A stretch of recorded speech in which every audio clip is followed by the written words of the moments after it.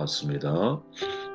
전도 3장 1절 말씀을 읽습니다. 범사의 기한이 있고 천한 만사가 다 때가 있나니 날 때가 있고 죽을 때가 있으며 심을 때가 있고 심은 곳에 뽑을 때가 있으며 죽일 때가 있고 치료할 때가 있으며 헐 때가 있고 세울 때가 있으며 울 때가 있고 웃을 때가 있으며 슬퍼할 때가 있고 춤출 때가 있으며 돌을 던져 버릴 때가 있고 돌을 거둘 때가 있으며 돌을 거둘 때란 말씀을 가지고 나눔을 시작을 할게요. 세상의 모퉁이 돌이 되라라는 제목으로 말씀을 나눕니다.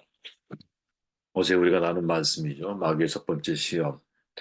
돌들을 떡덩이가 되게 하라라는 것이죠. 세상은 그리스도인을 향해 현실적 상황에 맞춰 살라고 촉구하지만 예수님은 상황보다는 하나님의 말씀을 따라 살라고 우리에게 말씀하시죠. 현실적 환경과 상황에 길들여지는 것 경계해야 한다고 봅니다. 물질주의 시대를 따라 돈을 사랑하는 것, 말세에 나타나는 현상 가운데 하나인데 이게 어떻게 보면 만세에만 나타나는 현상이겠어요? 과거에도 역시 마찬가지였지. 그죠? 돈을 사랑하는 삶을 당연하게 받아들이지 말아야 된다는 거죠. 마태복음 13장에서 흙이 같은 돌과 비유는 뿌리 깊은 신앙을 요구합니다. 성장의 걸림돌을 제거해야 신앙이 자라는 것이죠.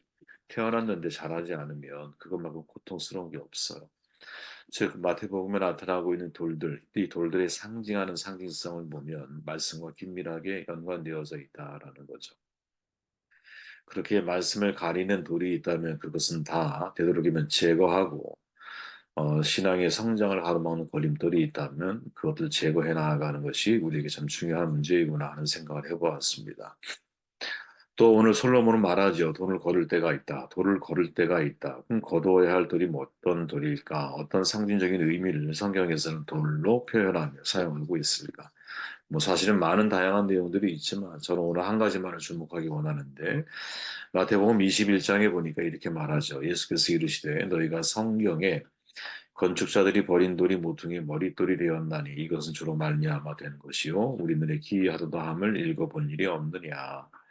건축자의 버린 돌 이게 머릿돌이 됐다. 버린 돌이 머릿돌이 되었다. 참 돌이 중요한 의미를 상징하고 있는 예수님 자신을 표현하기도 하고 예수님을 따르는 우리가 살아야 할 삶의 모습을 우리에게 알려주는 중요한 상징성이 있다고 저는 생각을 합니다. 전후 내용을 살펴보면 예수님께서 대제사장들과 백성의 장로들 대상이 정해져 있어요. 그들에게 포도원 농부의 비유를 풀어 말씀하십니다. 그리고 예수님이 인용하신 말씀이 시편 118편에 바로 다윗의 시인데 다윗이 사울왕으로부터 버림을 받잖아요. 그리고 마침내 이스라엘의 왕이 되죠. 원래 다윗은 사울왕이 적이 아니잖아요. 그러나 사울왕은 다윗을 시기하여 죽이려 하죠. 사울왕이 블레셋과의 전투에서 곤란한 상황이었을 때 소년 다윗은 골리앗과 싸워 이김으로 사울왕에게 승리를 안겨주었잖아요. 근데 그 이후에 사울왕은 백성들의 민심이 다윗을 향하고 있다라고 착각을 하죠. 다윗은 만만이요 자기는 천천이다. 이 이야기가 사실은 그냥 의례적인 이야기로 들을 수도 있는데 그게 본인의 목에 딱 걸리죠. 가시처럼. 그 이후에 미래의 적으로 간주하여 다윗을 죽이려고 합니다. 다윗은 사울왕의 손을 피해서 살기 위해서 높 땅으로 블레셋 땅 가드로 아둘람 굴로 모압으로 헤레스로 엔디게 동굴로 바란 광야로 돌면서 무려 최소한 15년 이상 긴 도피 생활을 하죠. 그리고 훗날 왕위에 오르게 되거든요. 말 그대로 건축자의 버린 돌, 즉 사울왕이 버린 돌이 훗날 이스라엘의 머릿돌이 되고 있는 것이죠. 그 비유를 이 내용을 통해서 풀어가고 있는 겁니다. 대제사장들과 백성의 장로들을 가리켜서 왜 이런 비유를 하셨을까? 너희들이 건축가라는 거죠. 그죠? 그들은 예수님을 죽이려 하잖아요. 그들은 성전을 중심으로 기득권을 형성하고 있는 무리들이거든요. 대제사장과 더군다나 백성의 장로들이니 어, 얼마나 사실 파워풀한 사람입니까? 사람들의 눈에 볼 때. 또 얼마나 대단히 종교적인 사람들이겠습니까? 얼마나 신앙이 익숙한 사람들일까요? 신앙에 익숙하면 여러분 믿음의 변질을 만들어낼 확률이 대단히 높거든요. 익숙해지면 안 되는 거죠.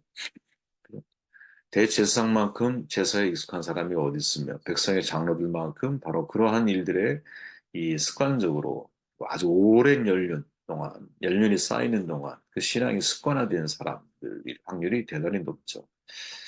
누가가 이런 말을 하잖아요. 누가복음 20장에 보니까 예수께서 그들에게 이르시되 사람들이 어찌하여 그리스도를 다윗의 자손이라 하느냐.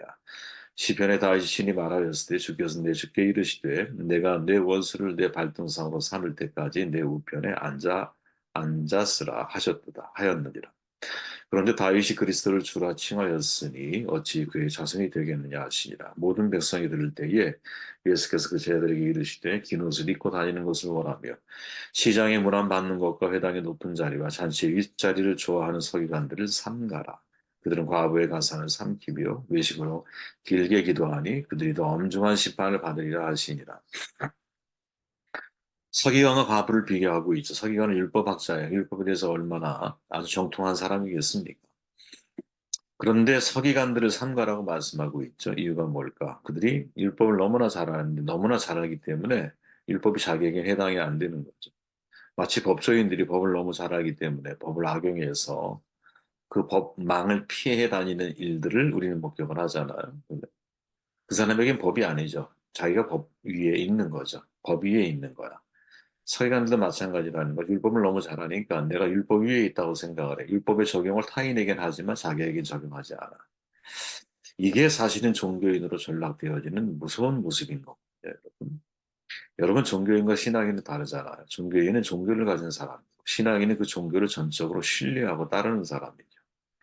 세상 사람들은 기독교를 종교의 하나로 인정을 해. 근데 기독교인들은, 진짜 기독교인들은 자신이 믿는 신을 유일신 하나님이라고 받아들이고 주장하고 있거든요. 너무나 당연한 거예요. 그래서 진짜 신앙인에게는 기독교가 종교가 아니에요. 그냥 내가 따라야 할 삶의 아주 핵심적인 가치인 것이죠. 그죠? 기독교는 유일신을 강조하기 때문에 다른 종교와 종교인들과 부딪히곤 하죠. 왜? 이미 세상은 종교다원주의가 너무나 사실이 깊게 뿌리내리고 있기 때문에 다른 종교들과 이해의 화합 되게 중요하다고 말을 해요. 근데 기독교는 사실은 구원에 관해서만큼 타협이 불가능하잖아요. 그렇게 독단적으로 비춰질 확률이 대단히 높은 거죠. 근데 그리스도인들의 입장에서는 이거는 타협할 수 있는 분위기가 아니야. 예수 위에 십자가 외에는 구원이 있을 수가 없는 거예요. 우리의 입장에서는. 예수의 십자가가 바로 하나님의 언약이시고 십자가를 믿는 믿음 안에서 우리는 구원이 보장되어 있는 것이죠. 그죠?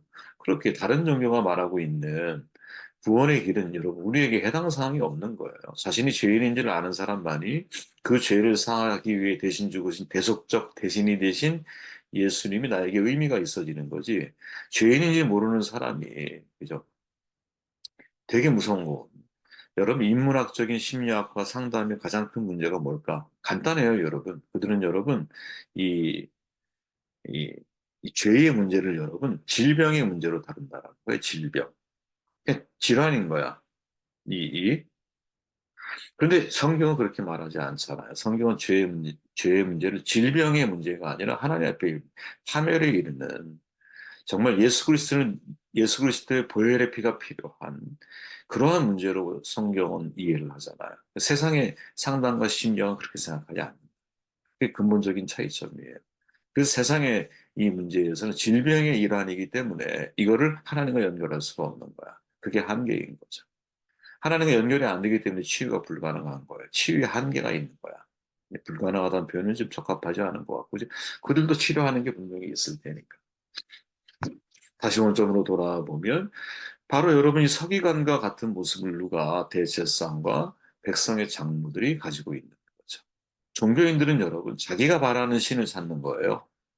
신앙인은 여러분 유일한 절대적인 하나님을 믿는 거잖아요. 여러분 종교인은 자기가 원하는 신을 만들어 놓고 그 신에다가 메시아라고 하는 이름을 갖다 붙여 놓은 거거든.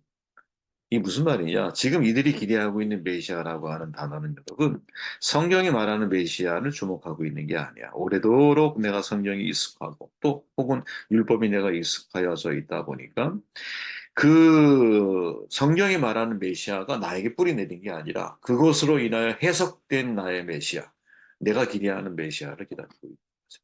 예수님이 눈에 안 보이는. 다윗의 자손이라는 명칭이 있잖아요, 여러분. 근데 이 명칭을 실제적으로는 유대교 서기관들이 되게 못마땅하게 여겼다 그러죠. 왜? 다윗의 자손이라고만 표현을 하면 뭔가 힘이 안 느껴지잖아. 근데 이들이 기대하고 원했던 것은 앞으로 오실 메시아는 정치적인 힘이 있는 군주를 기대하고 있기 때문에 다윗의 자손이라고 하는 표현보다는 훨씬 더 강력한 그들이 그리고 있는 메시아가 다른 모습으로 뭐 전제되어 있는 거지. 우리에게 중요한 질문을 던지죠. 과연 우리는 성경 그대로의 메시아를 기다리고 있는지, 나는 과연 종교인인지 아니면 신앙인인지, 내가 기대하는 하나님을 내가 섬기고 있는지 아니면 성경이 말하고 있는 하나님을 내가 따르고 있는지. 그죠? 이 사람들이 이야기할 때 이제 자신의 기도가 응답되지 않았을 때 저도 옛날에 그런 모습이 있었거든요. 되게 불만과 불평 쏟아내고 어떤 사람은 교회를 떠나기도 하고 막 이런 일이 벌어지잖아요. 그건 여러분 그 근본은 뭐냐면 그는 종교인이지 신앙인이 아니었기 때문인 거예요. 내가 하나님을 따라야 존재인 거지. 순종해야 존재인 거지. 하나님이 내 기도, 내 말에 응답하셔야 존재인 것은 아닌 거예요. 이 차이가 엄청난 차이인 겁니다. 자, 건축자의 버린 돌이 모퉁이의 머릿돌이 되었다. 자, 예수님은 자신을 유대인들이 건축자들이 버린 돌처럼 십자가에 내 던졌어요. 그죠? 하나님께서 모퉁이의 머릿돌처럼 귀하게 세우실 것을 말씀하고 계세요. 이 말씀 그대로죠. 건축자들 바로 그 대제사장이나 백성의 장로들이나 서기관이나 이런 사람들에 의해서 십자가에 달려 초라하게 돌아가셨죠. 사흘 만에 무덤이 열리고 부활하셨어. 그리고 교회를 다스리는 머리가 되셨어. 죽음을 두려워했던 베드로도 역시 변화된 이후에 사내들인 공회원들 앞에서 동일한 설교를 하잖아요. 베드로서의 뭐 사도행전 4장에 보면 또 베드로서 전서 2장에 보면 이 예수는 너희 건축자들의 버린 돌로서 집 모퉁이의 머릿돌이 되었느니라. 똑같은 말씀을 베드로가 그대로 하죠. 건축자의 버린 돌로 끝날 수 없다. 집 모퉁이의 머릿돌이 되기 위해 다시 태어나셨다. 이렇게 말씀하고 계시죠.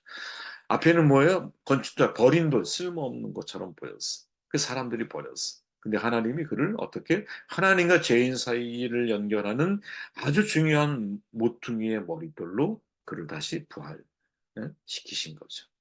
우리 역시 여러분 이 말씀이 우리의 삶이 사실은 되어야 된다고 이제 저는 믿거든요. 세상을 연결하는 모퉁이 돌 우리가 되어야 되는 거죠. 버린 돌이 모퉁이 돌이 된다라는 표현을 한 번쯤 생각해 볼 필요가 있어요. 그죠? 버린 돌 쓸모없는 거죠. 모퉁이 돌 아주 쓸모 있는 변화죠. 이게 우리의 존재론적인 변화. 과거에 우리는 바울처럼 밖에서 핍박자 회방자의 삶을 살았다면 이제 우리는 내가 복음을 전하는 자, 사도, 가르치는 사람, 이런 사람으로 하나님이 우리를 존재 자체를 변화시키셨다는 사실을 우리가 믿어야 된다. 장자의 소유의 편에 보면 해자와 친구인데 재미있는 대화가 나오죠. 해자가 말하기를 나 있는 곳에 큰 나무가 있는데 사람들은 그것을 개똥나무라고 불러. 그 큰 줄기에는 혹이 많이 붙어 있어서 먹줄을 칠 수도 없고 그 작은 가지들은 뒤틀려 있어서 잘을 댈 수도 없어. 길가에 서 있지만 목소리 거들떠보지도 않소. 지금 당신의 말도 거창하고 그렇다게 하는 말 같지만 이 나무와 같이 쓸모가 없는 말이니 사람들이 상대도 안 할 것이요. 이렇게 말을 해요.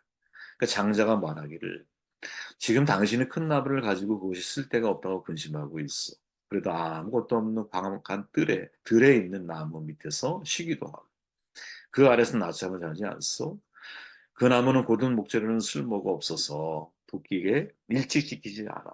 지금껏 살아있는 것이니 쓸모가 없다고 하여 어찌 괴로운 일이기만 하겠소. 이렇게 응대를 했다 그래요. 무슨 말이에요, 여러분? 쉽게 말하면 누군가의 눈에 쓸모없어 보일지 모르지만 쓸모없는 것은 없다라는 거죠. 쓸모없는 것은 없다. 사람들은 말하자 걸핏하면 소용없어, 쓸만해, 쓸모없는 사람이야 이렇게 말을 해요. 그죠? 특히 세상은 사람들을 이런 이 쓸모의 용도를 가지고 세상은 우리 사람들을 대하는 게 너무 자연스럽죠. 근데 장자는 뭐라고 말해요? 아니야. 쓸모 없음이야말로 가장 쓸모 있음이야. 이렇게 말을 하고 있는 거죠. 저는 이게 우리가 한번 되게 생각해 봐야 할 표현이라고 보거든요. 야, 쓸모 없어 보이는 그것이 바로 쓸모 있습니다. 세상을 가만히 보면 여러분, 이 세상에 있는 모든 자연 만물들은 다 그 나름대로의 쓸모가 있는 거. 그죠? 여러분 시체가 썩는데 구더기가 없으면 어떡하겠습니까? 그죠? 가만히 물론 미생물도 존재하지만 구더기가 분해를 해줘요. 사체를 이렇게 두면. 그게 땅속에 흡수돼서 결국에 다시 생명으로 재탄생되어지는 것 아니겠어요? 우리의 눈에 쓸모없어 보이는 것이 아니야. 오히려 쓸모 있음으로 확인되어지는 것들이 너무나 많고, 너무나 많은 게 아니라 모든 존재가 사실은 쓸모없어 보이는 존재가 쓸모 있음이라는 거죠. 관점을 바꿔야 된다라는 거죠. 세상은 여러분 사람을 효율적인 대상으로 봐. 그죠? 세상은. 그게 세상은 자연스러워요.